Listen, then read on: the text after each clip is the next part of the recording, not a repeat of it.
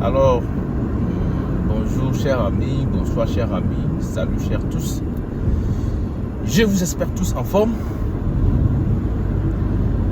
Aujourd'hui, je suis là encore pour nous parler de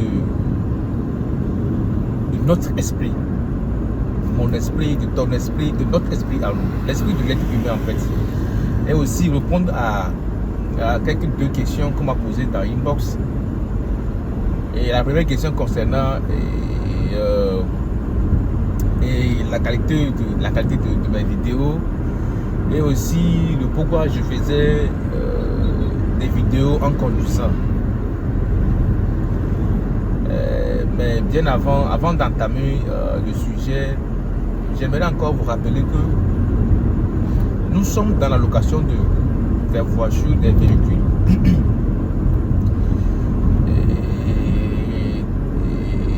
Des véhicules normaux, des véhicules hybrides et avec chauffeur ou sans chauffeur. Et je veux m'excuser encore pour ceux qui sont là pour louer sans chauffeur que nous refusons. Et j'ai essayé de donner les explications en privé, mais je vais essayer de dire encore le pourquoi nous refusons les voitures. Et c'est des voitures qu'on refuse. On refuse catégoriquement de donner sans chauffeur. Parce que vous allez voir les effets. Quand c'est les voitures normales, vous allez voir on loue sans problème. Mais quand c'est les voitures hybrides, bon homme ne sait pas, une voiture hybride automatique. Bon homme ne sait pas comment ça fonctionne. Et quand je loue, quand ils prennent la voiture, c'est-à-dire à chaque 2 secondes, il faut envoyer un mécanicien, ou bien à chaque 2 secondes, à chaque minute, il faut toi-même se rendre sur les lieux pour pouvoir débloquer certaines choses. Parce que les voitures hybrides, c'est pas comme les voitures normales. Vous voyez? Donc c'est pour cela souvent on exige à ce qu'on vous accompagne avec un chauffeur. Un chauffeur, il s'y connaît bien dans la voiture. Il sait que c'est comme ça, il sait que c'est comme ça. Des fois même on met la voiture, on push, ça push tard et push démarrer. Des fois même la voiture est en marche, mais comme il n'y a pas assez de bruit pour faire la personne se trouve coincée, il ne peut rien faire. Maintenant, il faut qu'il t'appelle pour que tu viennes. Donc, c'est pour cela qu'on a décidé carrément de louer les voitures hybrides avec chauffeur. C'est ça les explications. Sinon, à part ça, les voitures à essence normale, on les loue sans chauffeur tranquillement. Donc, c'était ça l'explication. On va vous demander pardon.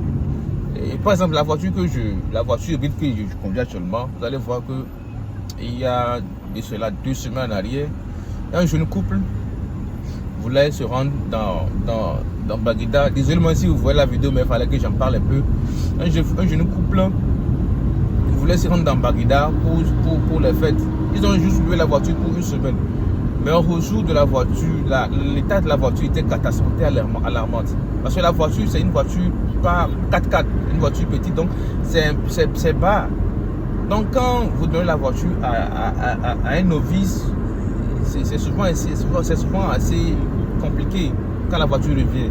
Donc c'est pour ces différentes raisons qu'on a catégoriquement dit qu'on va louer les voitures avec les chauffeurs. Avec les chauffeurs mais c'est des voitures encore bien sûr qui sont louées sans chauffeur.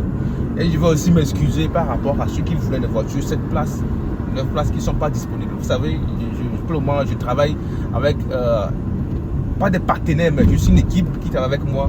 Donc, moi, j'ai travaillé avec les partenaires pour un début. Parce qu'il y a beaucoup trop de pression, il y a beaucoup trop de choses. Donc, pour le moment, je travaille seul. Donc, c'est pour cela que je manque de ces genres de voitures-là. Et tenez-vous bien compte, on y travaille en interne pour pouvoir satisfaire tout le monde. Donc, c'était ça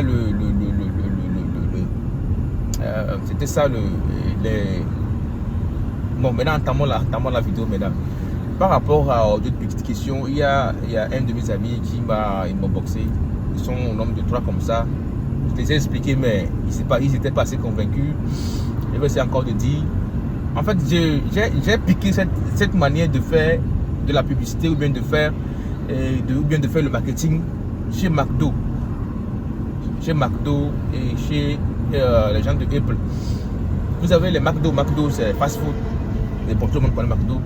McDo, quand ils veulent vous faire ils veulent vous donner le goût de leurs produits. C'est-à-dire, ils vous font ils vous montrent la publicité avec des gens qui sont en train de déguster les produits. Donc j'ai dit que ça c'est une belle manière de faire. Et ça te donne un goût de manger quoi. Donc j'ai dit que ça c'est une très belle manière de faire de la pub de ton produit. Donc en étant ainsi dans la voiture, en train de faire la vidéo, la voiture est très calme, très posée, il n'y a pas de bruit, tout. Ça va attirer les gens. Parce que les gens font des voitures qui sont pas, il n'y a pas trop de bruit. C'est calme, tu roules mais tu n'entends pas de bruit. Donc c'est ce qui me pousse souvent à faire des vidéos dans l'une de nos voitures pour montrer l'efficacité, pour montrer c'est-à-dire l'état de la voiture, le calme, l'atmosphère. C'est calme quoi. Donc c'était ça là. Et c'était ça ma réponse à la première question. La deuxième question par rapport à l'état de mes vidéos qui sont pas professionnelles, qui sont pas assez, qui sont pas bien travaillées, éditées, tout. Je vous rappelle que, comment dirais-je, chaque chose a un début, et au fur et à mesure que tu évolues, au fur et à mesure que tu fais les vidéos, tu vas t'améliorer. Je le fais avec mon téléphone juste comme ça quoi. J'ai fait avec mon téléphone comme ça. Donc au fur et à mesure que j'en ferai plus de vidéos, j'en aurai le temps, j'apprendrai comment éditer les vidéos pour les rendre plus professionnelles. Vous voyez, parce que quand tu vas à l'école, c'est pas le même jour où tu as ton diplôme. Quand on met une femme enceinte, c'est pas le même jour elle accouche. Quand tu commences par entreprendre, c'est pas la même année, bien la deuxième année ou bien la troisième année que tu commences à gagner l'argent. C'est après le temps. Donc pour le moment, consommer nos vidéos comme ça. Et excusez-nous beaucoup, mais au fur et à mesure qu'on va essayer d'avancer un peu, on va s'améliorer. C'est comme ça. Donc c'était la deuxième point aussi. Et le deuxième point aussi, pardonnez. Et maintenant, pour terminer ma vidéo, j'aimerais dire à mon ami, à mon frère, que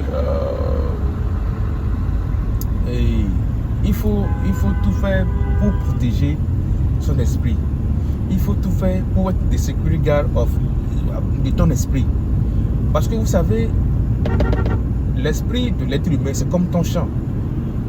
Et son champ, c'est quoi? Son champ, pour avoir de bons récoltes, de bons résultats, il faut l'entretenir.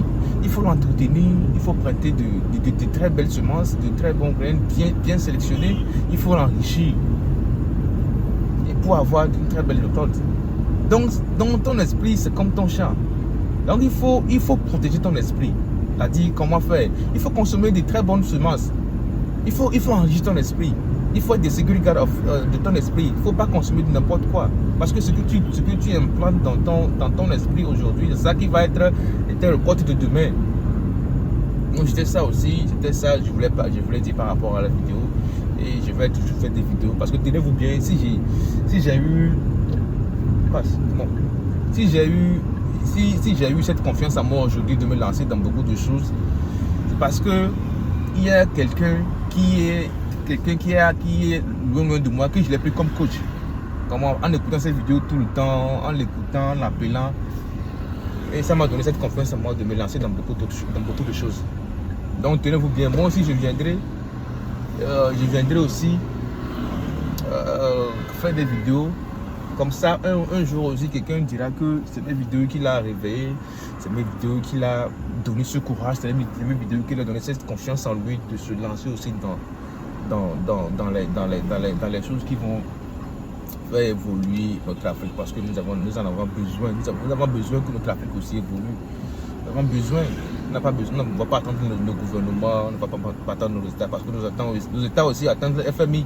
Tu soumets ton projet aux banques, ils attendent l'État. Nos États attendent le FMI. Donc si nous aussi nous attendons nos États, c'est qu'on est mort.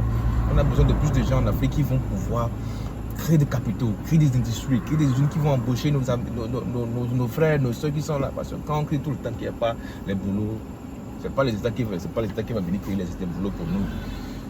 Donc c'était ça ma vidéo d'aujourd'hui. Et passez une très bonne